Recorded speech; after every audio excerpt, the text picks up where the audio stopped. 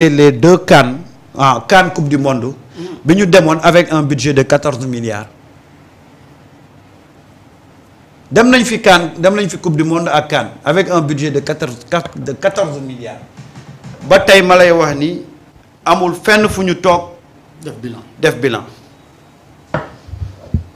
Sénégal c'est un pays vraiment rigolo quoi on te donne 14 milliards nga dem ñaari campagne ñaari campagne yi est-ce que def nga plus de 4 matchs tu reviens tranquillement tu fais pas de bilan 14 milliards dans un pays boo xam ne dafa pauvre oui. Et personne kenn jéemul interroger wu ci mais où sont passés nos 14 milliards comment ces 14 milliards ont été dépensés qu'est-ce qui reste kenn posé wul la question ci ça oui. et loolu moo am ci xoolal loolu moo am ci stade yi tout le monde savait que stade yi y avait problème demal stade yi ñu defaroon il y a 2 ans de cela demal nga xool stade yi da nga naan fii mosuñ koo defar et toujours c'était la même entreprise et le même entrepreneur. qui gagne le marché. waaw moom daal moom moo nekkoon moom seule entreprise bu mun a réfectionner stade.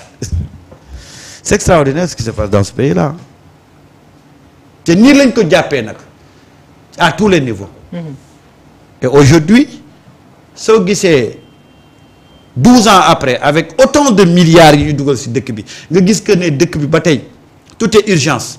nga xam ne ci yii la dugg. les gens bu fay l'argent bi doon dugg ci réew mi ñaata milliards moo dugg ci dëkk bi.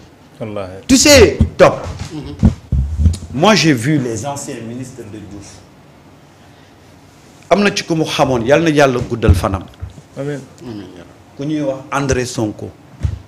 C'était le ministre de l'éducation. gis nga bi mu jógee ci nguur gi benn 205 am la yor avec sa maison je pense qu'il était à Sacré-Cœur ah. dama doon tase par ngoon nga gis ko mu dawal 205 am retourné ci vie normale am. mais fii ngay gis koo xam ne day toog 12 ans du ñëw au pouvoir continuer di dund comme bi mu nekkee ci pouvoir bi. parce que la mu sàcc bëri. va voir les anciens collabos de Macky Sall. parce que waajal nañ seen bopp après.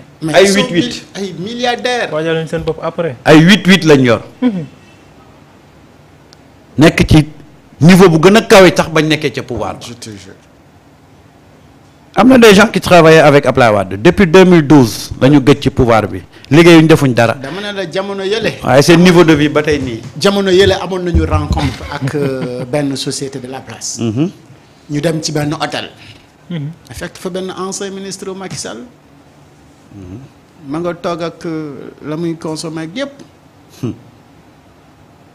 ah que monsieur le ministre ça va mu ne ma waaye ça va bien mais mon frère ça va bien merci alhamdulilah. ça va ça fait longtemps da ngeen fi amoon programme oui les gens viennent ñu commencé toog mu jóg mais non mais on se déplace là monsieur le ministre ñoo ngi laa nuyu mais moom it fa mu doon gérer. am na scandale mais dinañ ci ñëw après.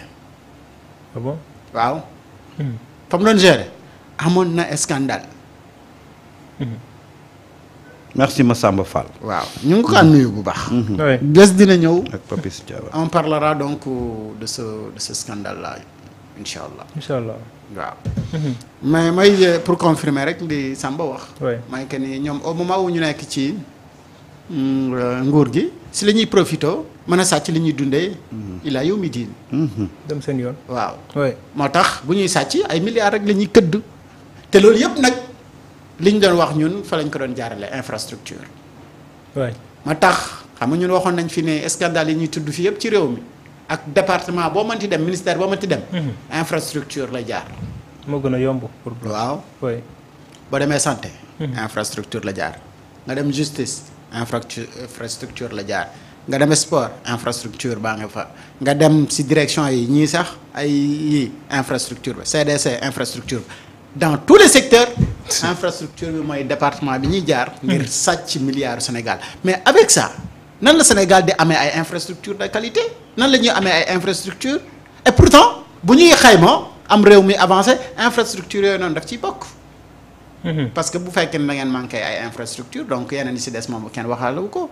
parce que football pour nga def ko il te faut benn stade boo bëggee football bi avancé mais il faut nga am ay infrastructures sportives yu baax.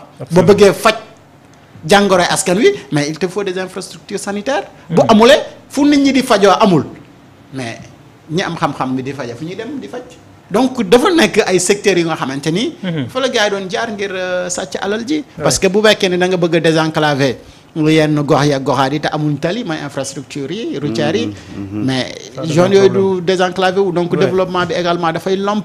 te loolu moom ñoom si lañ doon jaar ngir sàcc alalu askan wi et là nag je pense que ni dafa mériter ay audits ak ay enquêtes ñi sàcc réew mi xam nañ ne ñu ngi fii. bien identifié ñuy dox seen soxla. mais ñooñu nag seen dossier wax dëgg dañoo war a gaaw càmbar ko ndax li ñu yor te moomuñu ko ñu delluwaat ko askan wi. absolument merci xoolal Abdou Karim Diagne. nee na ba participer na ci bi ñuy tabax stade yi militaires yi bi ñu koy tabax moom plombier la woon. mais dégg nga ko nee na lépp a jaar yoon. lépp a jaar yoon. stade militaire. waaw. gis nga dama gis keroog benn gaan mu def benn vidéo bu ndaw. di jaajëfal. et pourquoi les militaires le font correctement et que les civils ne le font pas. te ñoom ñëpp ay sénégalais lañ waaw ñoom ñëpp ay sénégalais jubadi rek. gis nga keroog dama gis benn gaan mu ne dafa dem hôpital militaire bu Thiaroye. mais nee na ba jusqu'à 22h ñu ngi liggéey mais comme il le faut di toppatoo maladie. wallaahi. comme il le faut. nee na bu mu duggee ci hôpital bi set gi mu set. wallaay moo ko njëkk a impressionné parce que dem na ba ci toilette yi. wax na dëgg de.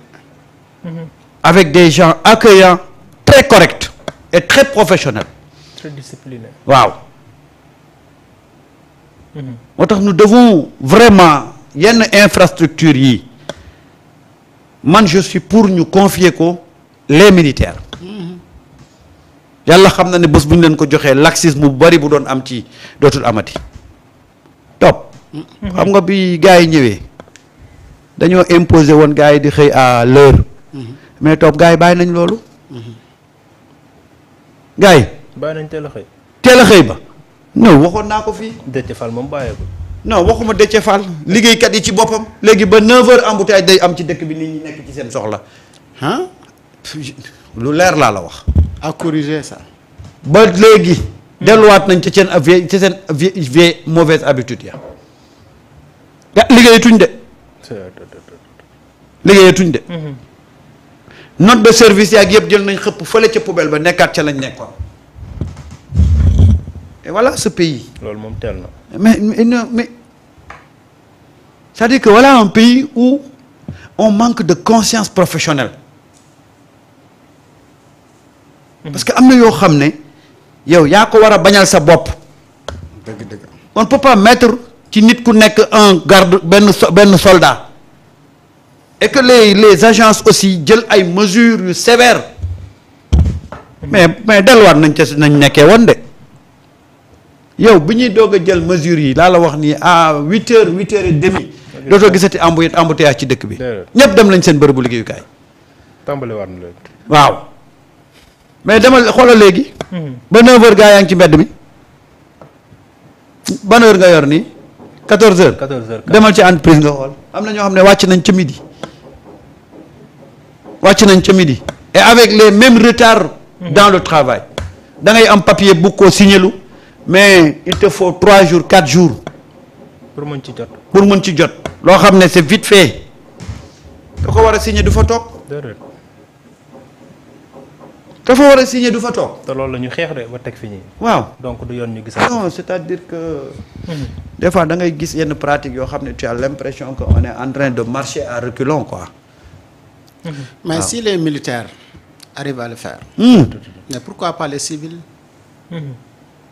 tous des Sénégalais. donc question de comportement de détermination kese la. wax ji mooy. il faut que ñu xoolaat suñu bopp. xoolaat naka la ñuy def pour servir notre pays et pas se servir de notre pays. ko si jox poste ku ne mu ngi xool les avantages ak yu mel noonu. keroog par contre ñu ngi doon wax ci administration bi. quelqu'un m'appelle pour me faire na mu wuy li ngeen wax yëpp dëgg la mais dafa am. lu ngeen fàtte rek. ko la na mu ne ma avantage yooyu ci administration bi du ñëpp. ma ne ko wax nga dëgg kay. ndax système bee ko tëggee noonu. système bi moo ko tëggee façon bu nga xamante ni chef bi mooy accaparé wu pratiquement toute les avantages ak ñi nga xamante ni ñoom la topp c'est-à-dire ñi nga xamante ni faaw rek ñuy wéyee ndigalu chef bi pour ñu mën a bénéficier aussi avantages yooyu parce que chef bi moo koy contrôler loolu mooy le système.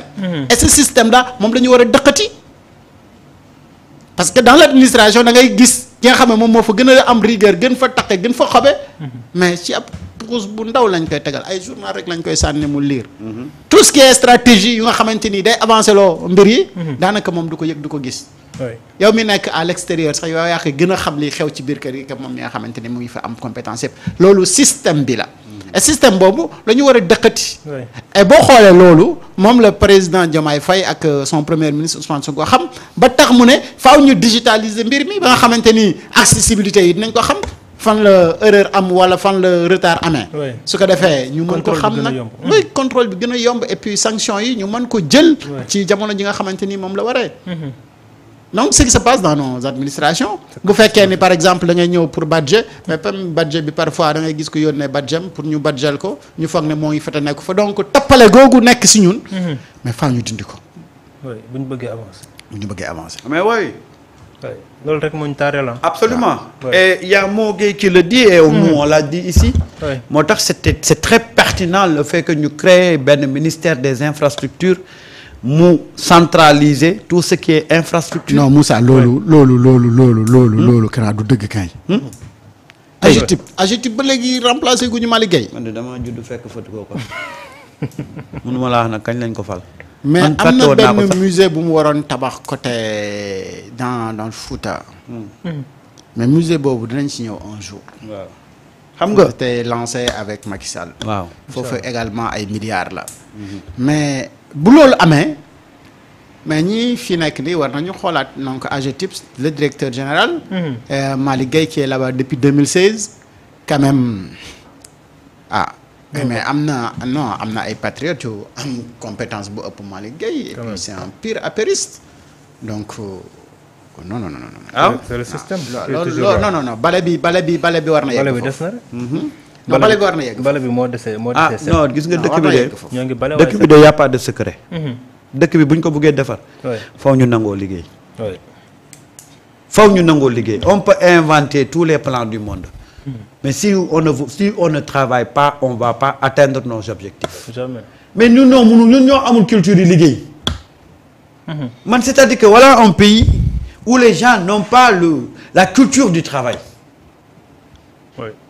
man bu ma naree ñëw fii di tappale ma toog suma kër. c'est-à-dire que question de xam nga lan la question de d'abord de détermination. non diine la ba pare diine la. c'est-à-dire on est dans un pays où on est 100% des croyants mais waruñu am problème mu laxisme dans le travail. oui. ndax suñuy diine yi nanguwuñ ko. ak diine boo bokk nag. oui. diine boo bokk. la ngay lekk na fekk. nga mérito ko. nga mérito ko. mu lew. wax nañ day sa njaboot moom. waaw leen di jox lu ne. waaw mais il faut que xam nga c'est-à-dire que aujourd'hui on parlote on prend des mesures applicables au bout d'une semaine 2 semaines après on retrouve nos vieilles habitudes. retour à la case départ. loolu moo fi am te nag maa ngi interpeller les autorités xam nga nit ki. soo génnee note de service mu bañ koo respecter. utilise les méthodes fermes et draconiennes. pour sanctionner. ah oui mais la moo tax militaire yow lan moo tax militaire duñ caaxaan. y a la sanction. ah voilà. sanction sévère. waaw. ñoom li lañ wax la naraan yu jub. gis nga noonu ñu koy waxee noonu naraan yu jub. noonu nañ koy def ci seen liggéey de mais dama l'hôpital principal xam nga li lay njëkk a frappé mooy cette communication là ci structure yi c'est-à-dire que boo duggee hôpital principal rek t'as pas besoin nga dem ci nit ne ko fan mooy fii à moins que xëy na nga bañ a mën a lire mais tout est écrit avec des schémas.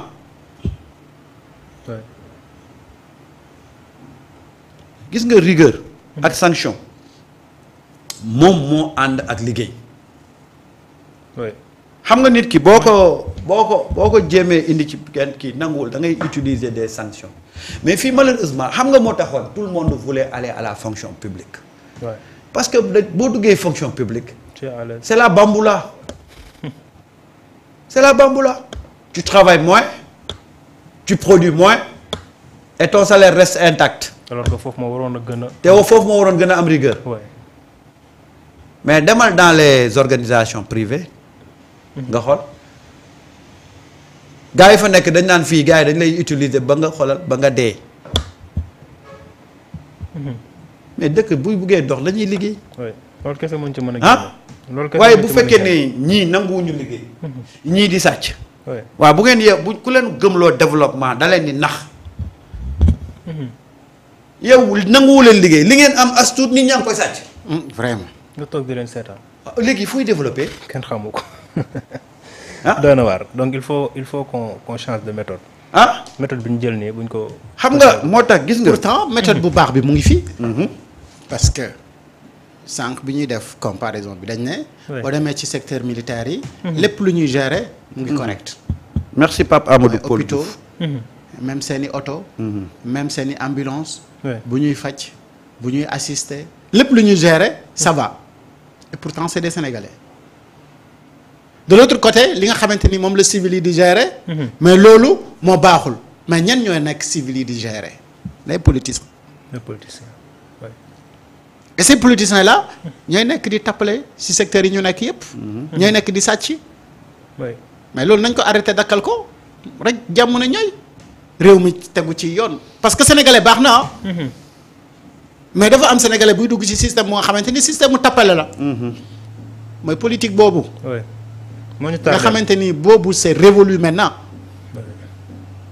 et quand j'ai vu le poste par exemple de Kilifeu qui dit amul voiture de fonction réduire nañu salaire am avantage yi déwatul et voilà loolu mu wax ne moom mooy le don de soi. il faut que sénégalais bu ne xam ne. Sénégal d'abord.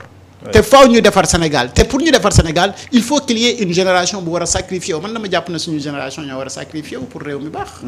ah on le fait pas pour nous mais on le fait pour. ñun de la ci lañ génération future. voilà les générations futures. nekk. ñun de ci Ouais. waaw Ouais. ñun de ci lañ nekk. oui. man Sénégal laa gis. mais loolu mënul nekk sax. man mënul bëgg Sénégal laa changement gis te dans les amul- services amul dans les sacrifice. services publics. c'est impossible. il y a pas d'évaluation de façon individuelle du ñu évaluer nit ñi yow daal da ngay ñëw di def rek bu la neexee tey nga ñëw bu subaa nga def demi-journée bu gannaaw subaa c'est-à-dire que y a pas quelqu'un qui est là bu lay évaluer bu lay teg ci axe quoi c'est-à-dire que c'est comme une armée mexicaine. c'est. alors que waroon na am des mécanismes d'évaluation. yow da nga ñëw ma jox la département marketing mais au bout de 3 mois dama la war a évaluer absolument. mais kenn du évaluer kenn ñu bàyyi rek ku ne def la neex. waaw. mais mbir ya mu ngi commencer ci recrutement ba sax. waaw. dina. on ne recrute